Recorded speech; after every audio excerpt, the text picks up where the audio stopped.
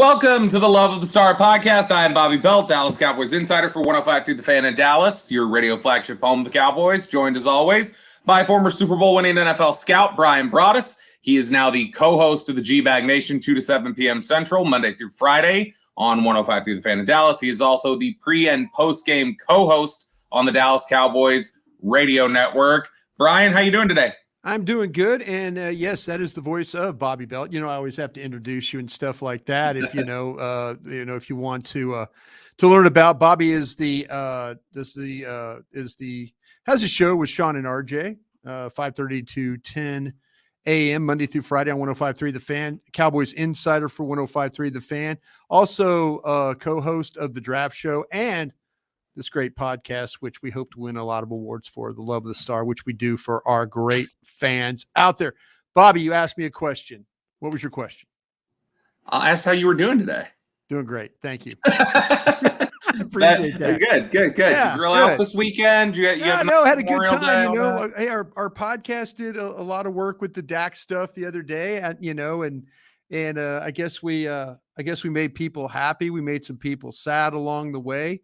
DNA is probably something that nobody wants to hear come out of my mouth anymore about this Dallas Cowboys football team. But, and just real quick, Bobby, if I could just tie this thing up as quickly as I can, and maybe it turns into a discussion for you and I, with the DNA questions and stuff like that, or the DNA comments that I made about Dak, not backing down for it. This guy, it's not about the interceptions. It's not about that. It's about his DNA of the way he competes, and hey, if I didn't make that clear enough the first time around, DNA is not in your talking about throwing interceptions. It's his willingness to do things that most normal quarterbacks aren't. That's good or bad.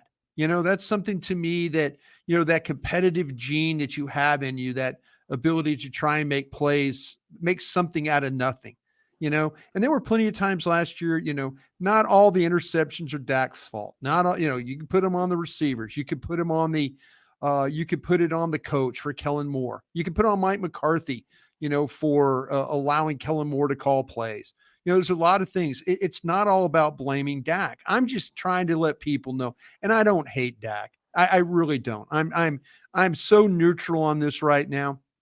Do I like Dak as a person? As far as the things he does off the field? No, absolutely. A lot to like there. Like the leadership and all that. But if you sit there and think that I hate Dak Prescott or I have something out for him, you're sadly mistaken there. And I'll ask him the question about the DNA stuff at training camp. I'm not afraid about that. I'm not afraid to ask these guys questions, and people think that I will be, but I won't. But you know what? It's in his makeup, his DNA, that he is willing to take chances. His first couple of years, he wasn't willing to take chances. That's the Jason Garrett administration rolling out there, protect the ball. He had a runner, he had a shell of a running back this last year with Ezekiel Elliott from what we've seen in 2016 and 17 and other years.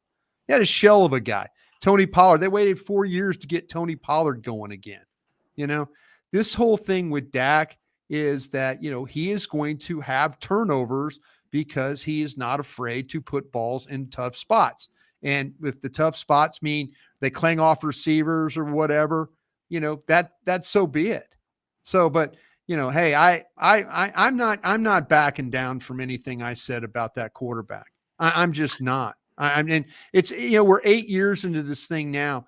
Did he make did he have a little bit of playoff success? Yeah. He outplayed Tom Brady last year. Was brilliant in that game in Tampa.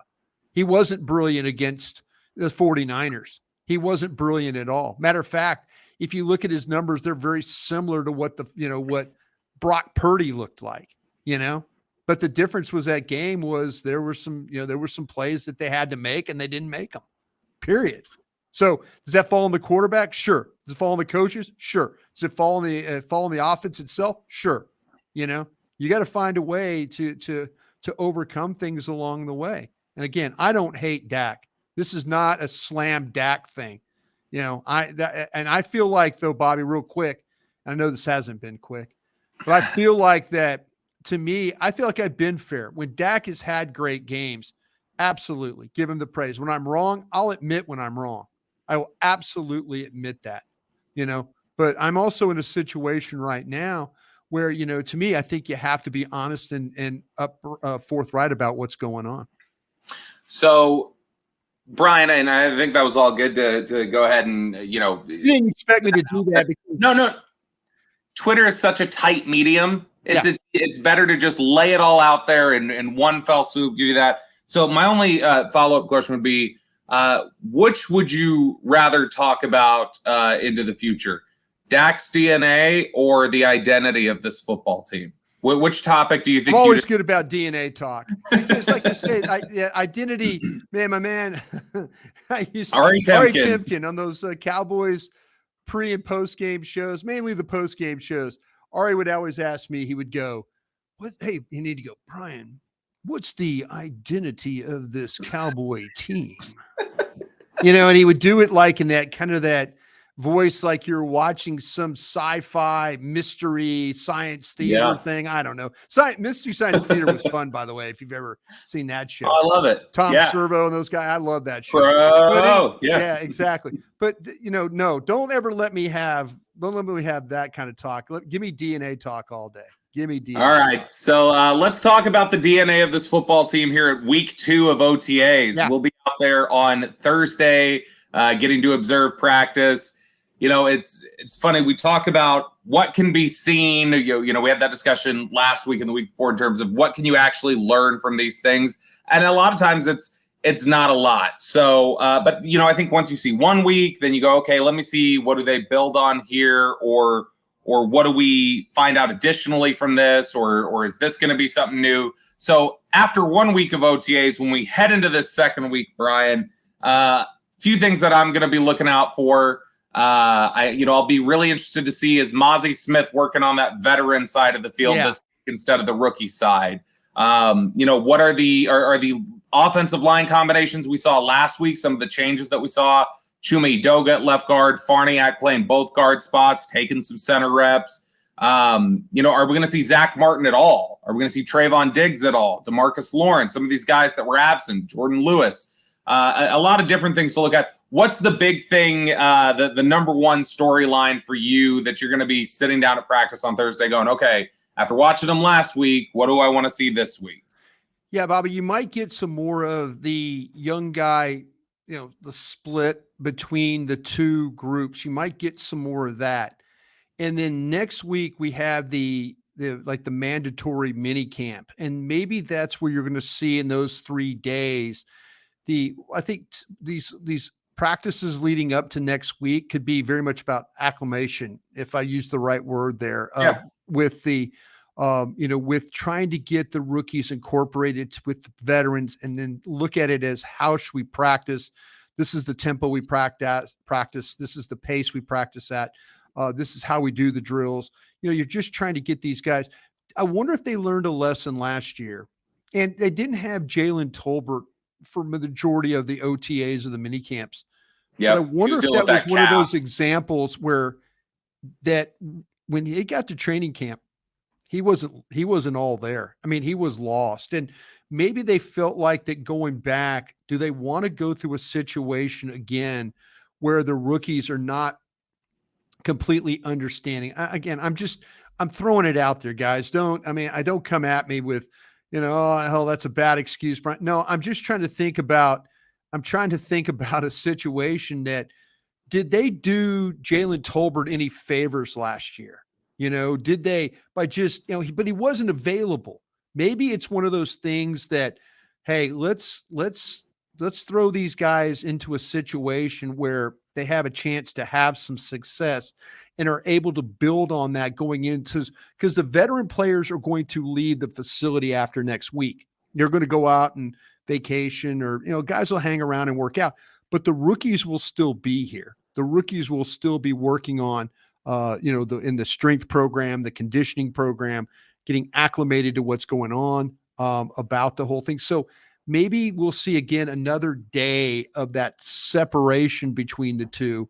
And then next week, the 3 days that we're allowed to watch practices, right? Was it Wednesday, Thursday, Friday? Yeah, okay. I think so. So next week, we'll get that mandatory and we'll get to watch those practices. And then you'll start to see the coaches put these guys, maybe it's Mazi Smith in there with the ones, maybe he's getting some work with the twos. Maybe we see Overshown get a little bit more work here. Oh, maybe we get a little bit more of, they're running some first offense. Schoonmaker is in with Hendershot, and that kind of stuff. So I think we're kind of to that point where I think it's going to be one more week of maybe separated, and then next week will be the week of putting everybody together. Did it interest you, when we talk about they had the younger group and the veteran group, and in the younger group, there were some bottom of the roster guys who aren't necessarily young players, but they're back into the roster guys. Did you find it interesting that Ronald Jones was with the group and Malik Davis was with the veterans?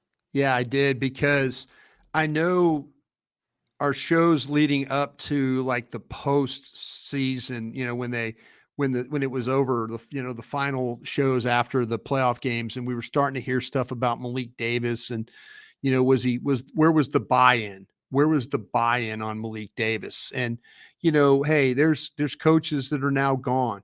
Skip Pete now gone. There's maybe there's a little bit of, if Skip Pete had a problem, and I'm not trying to pit people against people, but if Skip Pete had a problem with Malik Davis in the 49ers game, because they were in a situation where they needed players onto the field, they lost a back, and what did they do? They didn't put Malik Davis out there, and we were all expecting Malik Davis to play.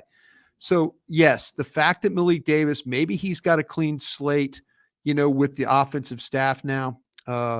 The fact that Ronald Jones, again, this could be an acclimation period for him as well. They could, this could be, okay, we're not going to put you up here with the veteran guys right now. Even though you're a veteran player, you need to learn what we're trying to do here. And by putting him down on that field where I was watching practice, that might be where he was at. Or I know that's where he was at, but that's where they might wanted to start. Maybe they'll shuffle some guys around tomorrow, Bobby. Maybe some of these backs that were up on the what I would call the varsity field will get shuffled down to the JV, and maybe some JV guys get to go up onto the varsity field this week.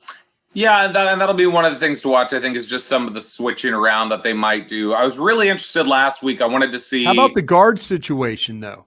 How about that was Farniak from the jump. It wasn't Tyler Smith. It wasn't Tyron Smith. I mean, now there could be a lot of things going on right now, Bobby. We're getting to watch one practice. And they're having these practices, every day. And maybe that's where they're taking the opportunity to put Tyler Smith at guard, Tyron Smith at tackle, and those kinds of things. But for us, they kind of left Tyler Smith over there at left tackle, and then put Farniak at guard and kind of rotated it from that. Yeah, because I think the guard combos we saw, and obviously we'll need to see if Zach Martin's out there or not. That also can complicate what kind of combinations they're running out there, since they need to cover right guard with some reps. But we saw Josh Ball take reps at guard with the first team, Chuma Edoga, Farniak. I'm trying to think if there's anybody else I was missing there with the first team. I think those were mainly the ones there were Farniak, Edoga, Ball. And so they had a couple. Did Awesome Richards? Was he at guard? I thought he was. Awesome Richards was on the rookie opposite field, but he got guard on the opposite. Yes, field on the opposite side. He's on the JV field. Yeah, but not on that side. So it'll be interesting to see some of the combinations this week. You're listening to the Love the Star podcast. The Love the Star is an Audacy podcast. You can find it on the Audacy app or wherever you get your podcasts. All right, Brian. So I was reading through the internet, just making a couple scans across Cowboys news, and I came across an article from David Hellman, your old buddy there at DallasCowboys.com, the man who you showed the way, and he had an article up about the Cowboys X factors heading into this season. So he made a point to say, look, we're not talking about the best or most impactful players. So Dak Prescott, CeeDee Lamb, Micah Parsons, those guys would not be X factors. These are more like pivot points, guys of like, hey, this is a really critical area where somebody can make an impact or the season can turn based off of them playing better or worse. Before we jump into some of the names on his list, who are some of the guys that you feel like stand out as those types of players for the Cowboys heading into this year? Well, I was on this morning with Cowboys Break, and Derek Eagleton, Nick Eatman, and Ambar Garcia and I were breaking down we're going through kind of breaking down the positions. And the positions that we were breaking down today happen to be wide receiver and then also the tight ends. And, and Derek presented an interesting question. Were the Cowboys better off now without Dalton Schultz? Are they better now, or were they better then? And, and we started talking about, the addition of Luke Schoonmaker and what he could do. That could be a pivot point right there for me. I even offered it as a possibility. I think the pivot points last year, if you look at the numbers and if you believe in analytics and things like that, what numbers tell the story for a lot of people is that Michael Gallup's numbers were very similar to Noah Brown's numbers. They can't have that happen this year. That absolutely, cannot have that happen. And we just talked about Jalen Tolbert. They can't have Michael Gallup have another year where he is just, his numbers are very similar to Noah Brown. Noah Brown won you the Cincinnati game. We talked about that a bunch. But Michael Gallup needs to be, he doesn't need to be Noah Brown. He needs to be closer to what CeeDee Lamb is instead of being what Noah Brown is. And it'll be interesting to see what the thing with him and Cooks, the pivot points though, for me, when you look, is Mazi Smith good enough to start? Will Mazi Smith be a guy that's good enough? Can he hold that position? Will there be a linebacker that competes with Clark for the starting spot at linebacker? What's going to happen at nickel corner? Is Jordan Lewis good enough? Is he healthy enough coming back? Can he compete with Bland? Or is Bland going to be so good that he might be better than Gilmore? Is that a situation where all of a sudden, that hey, we, as much as we all like Gilmore and cheer for Gilmore or not cheer, but, say, oh, wow, this guy, is an outstanding player. Maybe Bland is that much better, So I mean, there are so many points, I think, on this roster. I know, going back and thinking about, again, circling back about the tight ends, the number of tight ends you keep. Does the Cowboys, does the fullback play into this? Are they only allowed to going to be able to keep a certain number of tight ends because they're interested in keeping a fullback? Or does that affect the number at the running back? I know I covered a lot of ground. I mean, I just went through, there's so many spots where, one or two players really showing well in training camp could make the difference in them, like making the sync look completely different. What if Farniak looks really good at left guard? What if that's the case? What if all of a sudden it's season training camp and we're like, man, Matt Farniak does not need to come out of this lineup. We're not, I know me personally, I haven't penciled him in as the starter, but man, they're giving him the first cracks at these things right now. Yeah, and he's somebody that they like a lot because of the flexibility to play both sides, the fact that he can play all five positions, the athleticism, the different things that he can do. They do think really highly of Matt Farniak, and so he's somebody who could be involved for sure. These are some of the names that David Hellman threw out there, his 5 X-factor type of players heading into the season. The first one, and this is somebody I think you've mentioned a lot as somebody who could have a big step up. Sam Williams. To grow. It's Sam Williams, yeah. Second-year edge rusher who, man, there was a lot to really like about him last year at times. And then there were other times where it's like, you need to have a little more self-control, a little self-discipline and not get yourself and your team in some bad positions. But Sam Williams is somebody certainly who I think we would both agree has the potential, not necessarily that he'll reach it, but he has the potential to be a double-digit sack type of player. Yeah, I think if you look at Sam Williams and what he's done, and Nick Eatman brought this up on Cowboys Break, I think it was last week. He said this. He goes, "Find me a player in the league that led their team in tackles for loss and played only like 15% of the snaps or something like it was some crazy number where he for the opportunities that he got." He was super, super productive. So Sam Williams, absolutely. Sam Williams kind of fits into, if you're doing radio like we do, Sam Williams is the guy that you always talk about as the breakout player. Sam Williams, last couple of years, it could have been Dorrance Armstrong or people like that. But I think Sam Williams is one of those guys that everybody's kind of pointing to as the guy that could be the potential starter opposite Tank Lawrence. One of the names that you briefly touched on that David has included here on his list, the next player is Stefan Gilmore, who turns 33 at the start of the season. And he's somebody who's still got a lot left in the tank, I think. I mean, he's not the defensive player of the year type of player that he was once upon a time, but he's still very, very good. And somebody that I think, Cowboys fans should feel really good about being a stable point at corner for them this season. But sure, I mean, if you get the best of Stefan Gilmore, or if he shows he's a step slower, that definitely could help swing your season a certain way. No, it could absolutely. And that's why I mentioned the guys like Bland and Lewis and guys like that. If all of a sudden you get to training camp and Stefan Gilmore is not up to your standards of how you need for him to play, then at least you've got some options there, and that's why I think, with Bland, Lewis, guys like that, I'm not going to sit there and go with Kelvin Joseph, because, I think that Kelvin Joseph I don't think Kelvin Joseph helps you at corner anymore. I think Kelvin Joseph is about to be a guy that's trying to make this team as a safety. Next name here, and it's probably the biggest, most obvious name, I feel like, and it's the one that kind of led David's headline here, but Michael Gallup. If the Cowboys get the guy they believe they paid for, that is a huge boost for them. If they get the guy who looked honestly a little timid last year and somebody who was not trusting the recovery, his physical recovery, then that could be a problem for them. I know you talked about him leading into it. The next name here, offensive tackle Tyron Smith.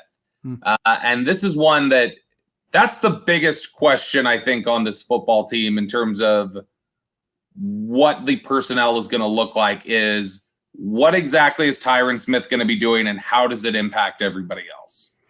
Yeah, that's, they really didn't show their hand in that practice we got to watch last week.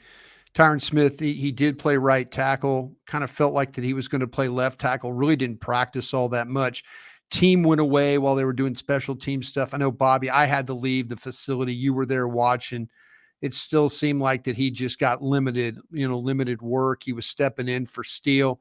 Steele was out there, but he wasn't practicing. I think they're going to be very mindful of Steele's situation. But yeah, which is Tyron Smith going to play left tackle and Tyler Smith play left guard, or are they going to put Tyron Smith at right tackle until Terence Steele gets well enough and go from there? And then maybe then that Tyron Smith then becomes that swing tackle that we all think he might be. And then the last player here on Dave's list of X factors, defensive tackle Mazi Smith, the first-round pick. A lot of pressure on him coming into this first season in terms of just how much it feels like he could help contribute to them winning games because of what he can do in the run game, what they believe he can do to develop as a pass rusher, and the fact that they really haven't invested in that position in a long time. Yeah. I mean, the last time they invested in a defensive tackle like this, and it wasn't even this high, but it was Tristan Hill, and that obviously didn't go the way you wanted. That was somebody who they said had high upside and was a little raw and needed to come into it and never did. I think Mazi Smith is a completely different personality and work ethic than Tristan Hill had, but he's definitely going to be a big part of how this season turns out.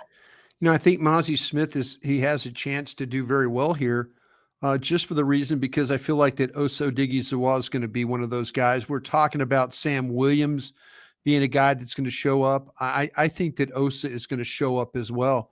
So if you got a guy playing the 3 next to you that's being disruptive and making plays and all that, a lot of that can help you as that one technique. You're the guy that's usually taking up blocks and kind of making sure that everybody's clean in there. But this guy is more than just a big, fire hydrant player. I mean, this guy's got Mazi Smith. When you talk about his athletic ability to work down the line, ability to get up the field, I think that scheme at Michigan might have limited him. Not like scheme does, like when you watch players at Iowa where they're always two gapping and you know what I mean? Two gap, you grab the guy, you look inside, you look outside, then you go make a play. I think that, with AD and Dan and those guys all working with, Sharif Floyd, all those guys working with Mazi, I think that they're going to get him in a good position to where he can be a disruptive player at that size. You are listening to the Love of the Star podcast. The Love of the Star is an Audacy podcast. You can find it on the Audacy app or wherever you get your podcasts. All right, Brian, it is now time for our Dean Julia Love of the Star mailbag. And the first question here is going to come to us from your co-host. Your co-host Monday through Friday and your co-host on the post-game show on the Dallas Cowboys Radio Network. Zach Wolchuk wants to know, could Terence Steele actually be a good left guard? Since that's one of the things that's been kicked around a little bit, I'm skeptical because I think that the lack of power that you can cover over a little bit at tackle all of a sudden becomes a much bigger issue inside. Yeah, I totally agree. And I would compare it to very similar to what you had with Connor Williams. And we saw the struggles that Connor Williams had. Really good athlete, good foot athlete, second level, scoop, reach. But when it came down to just having to sit down on some of those bigger defensive tackles, and the one thing that we've seen with Terence Steele is quickness can give him problems because of the lack of power. What happens to him is he almost has to lunge at times. If you catch a really quick guy and you're trying to worry about the power of this guy bull rushing you, so you're trying to set him short. So you lean a little bit on your toes, you get a little bit over the top of your skis, and then you get the quickness that beats you. That could happen to him inside. And the last thing you need to want for Dak is that somebody beats you quick inside and then is right on top of Dak. Dak can handle things off the edge. It's the stuff in the middle of the pocket that gives him the most problems. And you could say that about all the quarterbacks in the NFL. They struggle with middle rush, but edge rush they can kind of deal with. They know how to handle that. I just think the lack of power and the ability that anchor to play guard, I think would be a real problem for Terence Steele. I just feel like him and Martin at right when he plays with Martin on that right side, they got a great feel for how to run block and do the things that they need to do to handle that in the running game. Next question here from Brandon. Can we expect to see the return of a traditional fullback in Dallas again? I think so. Yeah, I think so. Yeah. If you really do believe in what Mike McCarthy's trying to sell, yes, you can. And, we had this discussion yesterday on our show on the G-Bag Nation on 105.3 The Fan about, how Kyle Shanahan takes advantage of his personnel and how they use their personnel, whether it's Kyle Juszczyk or Deebo Samuel or Brandon Ayuk or Kittle. They move these guys into where they create doubt of like, okay, you're identifying this guy as, wait, that's a tight end. No, wait, that's a fullback. No, wait, that's a tight end in the backfield. Wait, that's a running back at tight end. That's that's the confusion of the game that Kyle Shanahan and that staff play with the 49ers. And so, I want to believe that my hope is that Brian Schottenheimer, while he worked with the defensive coaches last year, breaking down opponents, that he saw ideas and the really good play callers steal from each other. And maybe he's going to steal some ideas. If you watch San Francisco, and I'm not saying that, this rookie from North Dakota State is Kyle Juszczyk, but maybe if you could find a way to use a fullback in a similar way, that might be very beneficial to this team offensively. Next question here from Sean. Any ideas on how they might actually use Deuce Vaughn? Did Mike McCarthy run any screens in Green Bay? Are we likely to see him in the backfield taking snaps on traditional runs? I do think a big part of what they saw in Deuce Vaughn is probably how he could help what is a really struggling screen game that the Cowboys have had. But I absolutely think that he can take carries out of the backfield like a traditional running back. He's not somebody that has to be shotgun draw guy. That's actually where his size, normally a disadvantage, is probably a bit of an advantage. He can hide behind blockers. He's small. He's tough to find. Yeah, he does a good job. I mean, this is a guy with 13, 14, 1,500 yards, playing there at Kansas State. I mean, he's shown more than the ability to be tough carrying the ball. They throw the ball to him. The Dallas screen game, it's just been non-existent. It was non-existent. And I'm thinking in when Zeke first got, I remember a couple of screens, that they were able to kind of pull those off. I think in the Pittsburgh game, they had a screen that went. Yeah, they would have that fake reverse, the Linehan special. The Linehan, yeah. But to me, under the Kellen Moore administration, no screens, really, nothing that made you feel like, oh wow, this is a real weapon. I'm kind of going back to the days of, with McCarthy and stuff. Yeah, I think there was some screen package stuff. There's always been a great history of screen game at Green Bay, going all the way back to the Mike Holmgren when I was there. John Gruden, Andy Reid. Look what Kansas City does with their screen games and stuff like that too. So they will throw a parade in downtown Dallas if they find a way to get a screen game going here for the Cowboys. Yeah, and you'll be grand marshal of that. I will be that guy like at Ohio State when they dot the I, whatever that the drum major dude. I will be that guy for sure. I will be leading the band up Commerce if that happens. Question here from Kobe: will Tony Pollard be ready to go week 1? How about Terence Steele? It seems like every indication from the Cowboys, they believe both those guys are going to be ready week 1. Steele should not be. Steele should definitely be on track. And the fact that Tony Pollard's out there running, even with a compression sleeve, I think every indication is they're going to be 100% by the time the season gets going. Yeah, I think you answered the question there. Yeah. All right, next question here from. Let's go with this question here from Zach, not your co-host. Not my Zach, right? Okay. Do you think Peyton Hendershot is going to be more of a Dr. Pepper or a Dr. Thunder? I hope he's not a Mr. Pibb. I hope he's a For those of you that listen to 105 through the Fan, that is a callback to an argument they had yesterday. Which, by the way, Brian, Dr. Thunder is a drink. I'm going to have to. Is it really? It exists. It's a real drink there. Next question here from Memo Garcia. Can I ask you a question? Question? Yeah.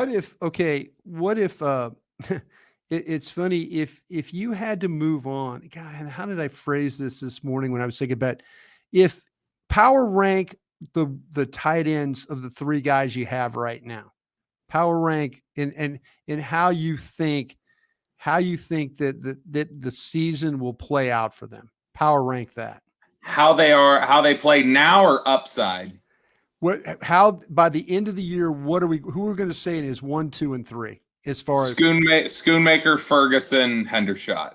I went Schoonmaker, Henderson, Ferguson, or Hendershot, Ferguson. I think it could be Hendershot. Just I don't know if it'll be by the end of this year. I think if you're going to ask me about upside, what I think they can be in the next 5 years, I would take Hendershot over Ferguson. I think to me the guy that's the most complete. And I know a lot of people haven't seen Schoonmaker play. I think Schoonmaker doesn't get enough credit for his hands. I really, really don't. It's really good. I don't think I'm going on a limb there, but if you really watch him play, Michigan's scheme, maybe not great, but I kind of feel like that if you tell me the guy that's not going to come off the field, and I kind of feel like it's going to be Schoonmaker because of his ability to block. I mean, just the fact that I know it's OTAs, we can't take a whole lot off the line. He was on the varsity field. The only rookie with the veterans. Yeah. And it's not like they were short tight ends. Every single tight end was there in attendance, and yet he was still out there. Memo Garcia is asking, when Dak gets chased out of the pocket, why does he run out of bounds getting negative yards instead of throwing the ball away? I'll say this, Brian, you can add anything as you like. Typically, I'll get in trouble whatever I add. No, I don't think so. I think typically he's trying to extend a play. And when he gets to a certain point, it's almost like there's not time to react and throw out. He's gotten to a point, tried to extend it so long. Literally any attempt to try and throw the ball away would put the ball in jeopardy. And at that point, I think he's just stepping out. Yeah, I think you got it right. All right, that does it for us here today on the Love of the Star podcast. We'll be back out there at OTAs today when this airs. We're recording this on Wednesday, but it'll be broadcast on Thursday. So we will be back out there at OTAs.